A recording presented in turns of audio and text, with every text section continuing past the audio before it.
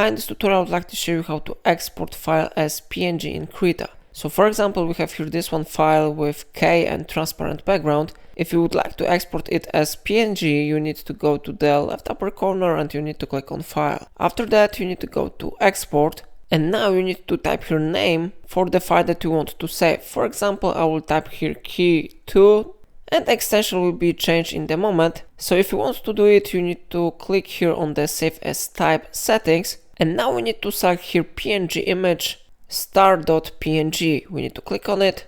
And then extension should be successfully changed to PNG. And now we need to click Save button. After that, this window will be displayed. We need to set here settings for PNG image. You need to check this one option, Store Alpha Channel Transparency. It is very important. And then you need to click OK button. And after a moment, your file will be successfully exported as PNG. So if it helped you, remember to like this tutorial and subscribe my channel.